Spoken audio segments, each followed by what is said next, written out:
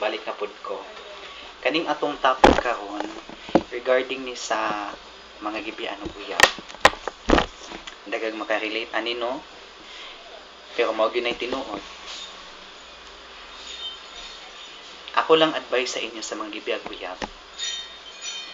Dawatan ninyo. Dawaton ninyo kung gibiyaan mo uyab. Kay isa sa rason nga nung gibiyaan mo, dili na mo love o nakakita na sila glain. Kailangan ninyo dawaton. Obvious man lang gihapon kayo inyong relationship kung siya wala na'y gusto kanimo. So unsa pa man imong buhaton kung ikaw na lang ang nakagusto. Kaluoy na lang.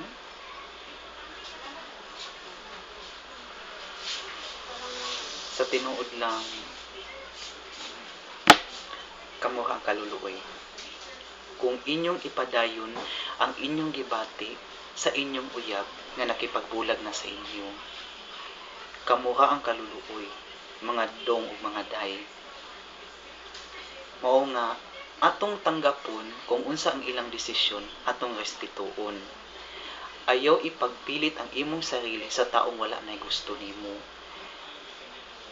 Kay wala gihapoy pulos ang inyong relasyon kung ikaw na lang ang nagmahal o siya wala na nagmahal ug naa nay lain sa iyang kasing-kasing. So kailangan nimo siya dawaton. Ug dili rason ang maghikog, huy Ginoo ko. Ayaw mo paghikog-hikog mga undo, mga inday Ginoo ko. Sayangan ninyo yung kinabuhi, daghan pa kaayo.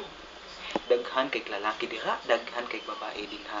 Sayangan ninyo yung kinabuhi, mga bata pa kaayo mo. Ayaw ninyo na buhata, kay dili maayo ang maghikog tungod lang anang problema nga gibulagan ng uyab. Sakit man, pero inyo yung dawaton. Nay mga tips para dali ka mo makamove on.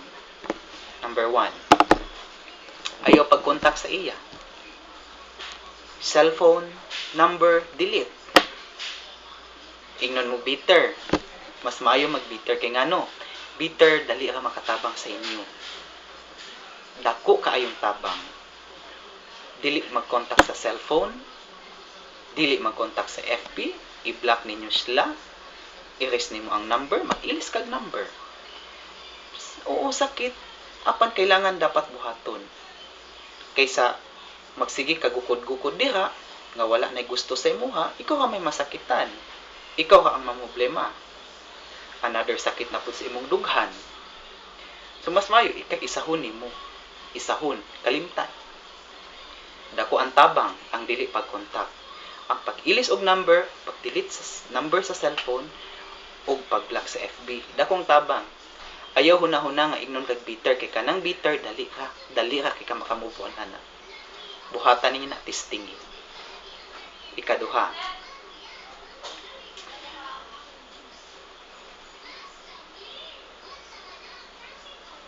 Mangita kay trabaho kung wala kay trabaho. Bisihon nimo imong sarili. Likayan nimo ang mga lugar nga makapahinumdum kaniya. Friends, barkada. Pero barkada nga walay daotang binuhatan ha. Dito mo sa barkadang maayog binuhatan. Nakaya man gani mo nimo sa una nga wala siya. Kahon pa ka ha? Di ba? Kaya nimo na mag-move on ka. Dagan kay babae diha o dagan kay lalaki diha. Amiguha. Isa na makatabang sa inyo. Makakita og laing feeling. Ikatulo, ayaw pag-asa. Mag-asa pa ka nga, magbalik mo. Mag-asa pa ka nga, mubalik pa siya sa imuha.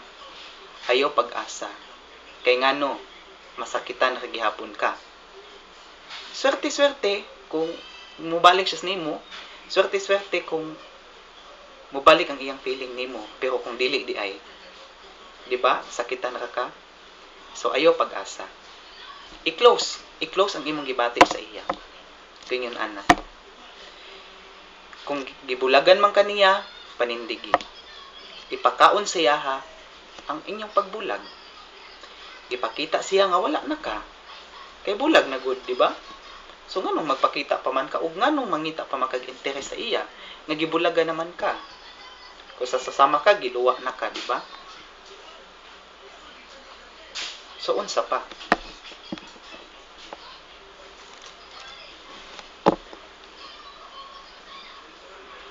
Mao na maka-advise ko kay tungod experience sa pud nako. Tinuod, dakong tabang ang akong gipang-ingon sa inyo. Mao ayaw mo kaayo paghilak-hilak diha, pagsakit-sakit diha. Oo, tinuod, masakitan man jud mo. Pero makaya ninyo.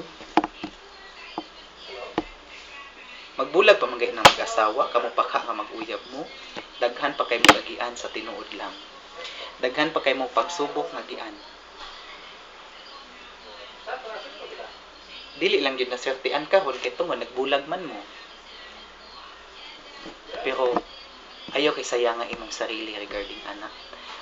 Don't be affected, ayaw kay mo kaapektado kung bulagan mo uyab.